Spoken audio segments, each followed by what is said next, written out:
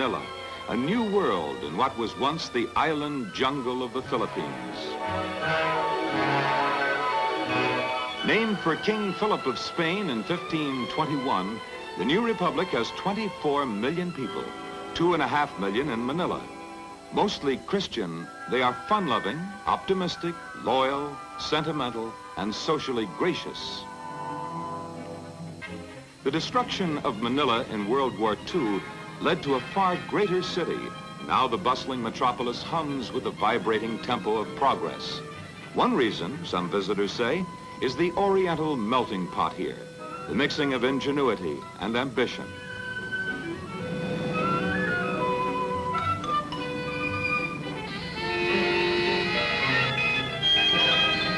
There's an example of real enterprise. Filipinos with aspirations to get somewhere turned their war surplus jeeps into what they call jeepneys, so everybody can get somewhere.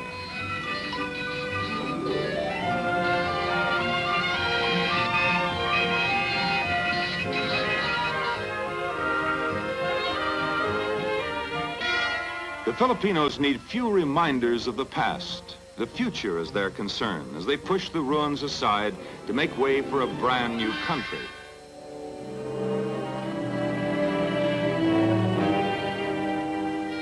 You're not here long before you believe in the miracle of Manila, for it was almost completely leveled by war. Today, it is a show window of democracy, for freedom is a hallowed tradition among the leaders of the Philippines.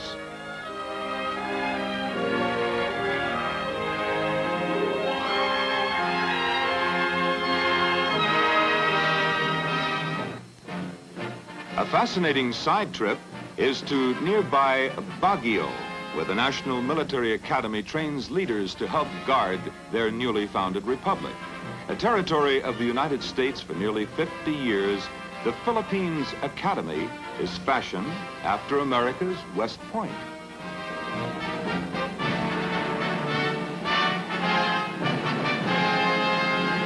Another excursion off the beaten path is a visit to Zamboanga, an old town of Muslim influence where a 17th century Spanish outpost was occupied by the Americans in 1899. Mohammedanism, which was brought here by Arab missionaries in the 14th century, is still predominant, all of which produces a rare setting for a traveler from the New World.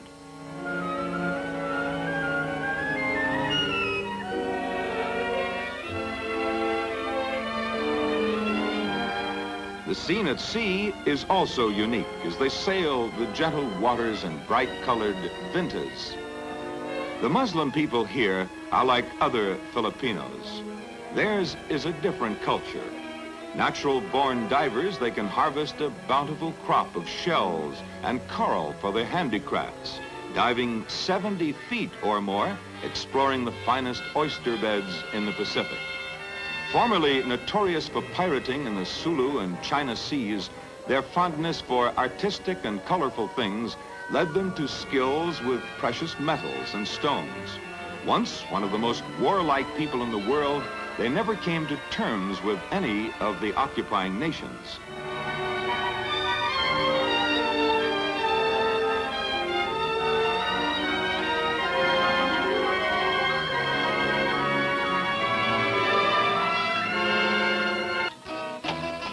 In other parts of the islands, you'll delight in watching this folk dance called the tinikling, named for a long-legged grain-stealing bird who dances about to avoid the farmer's trap. It's a combination dance and sport to keep your toes from getting smacked by the clacking bamboo poles.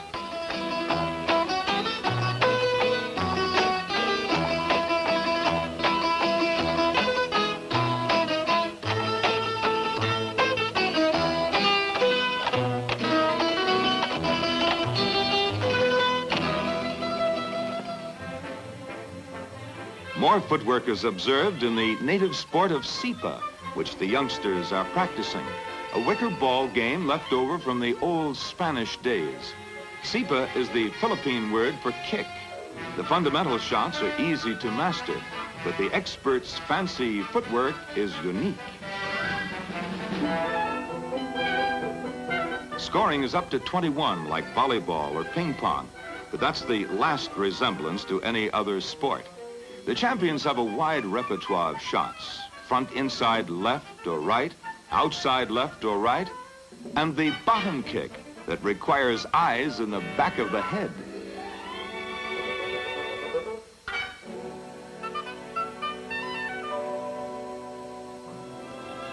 Little Tortoy and his faithful friend the Carabao stray from the rice paddies at midday for lunch together, offering camera clickers an opportunity to match the pictures in their old geography books.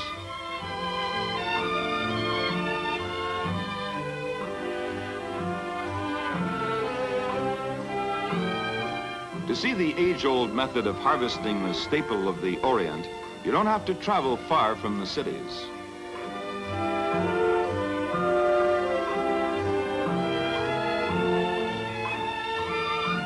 This is the technique for threshing the grains from the stalks. In winnowing rice, the wind separates the hulls from the kernels. The kernels fall down and the hulls fly off in the air. Further separating is achieved with a strainer.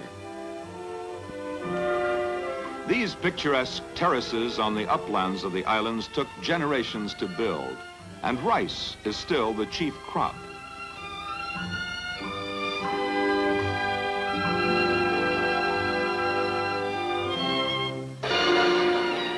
A romantic rendezvous is in the midst of the mighty Pagsanhan Falls.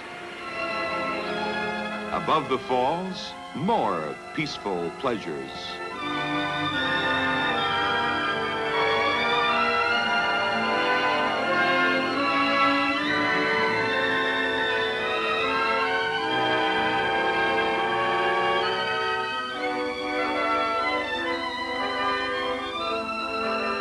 But downstream, the strong in heart and muscle answer the challenge of the rapids, zigzagging through slippery bottoms and enormous boulders, steering for passageways slightly wider than the canoe.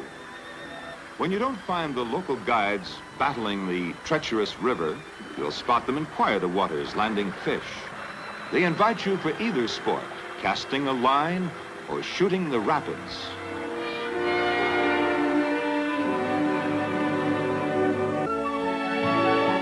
Typifying the country's progress are the modern hotels.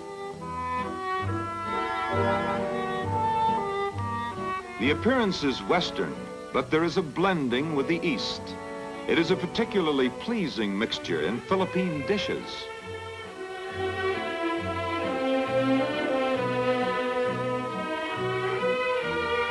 A familiar order might be adobo, a combination of chicken, pork and beef and a heavy touch of garlic. Or sinigang, stewed lake fish of rare flavor. Or meat with vegetables served with local rice and traditional hospitality.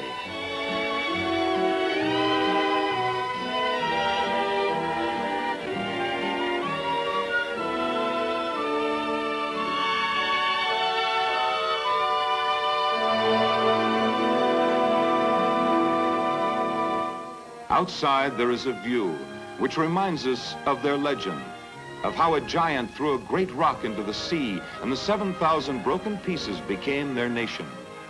Golden islands in the blue Pacific.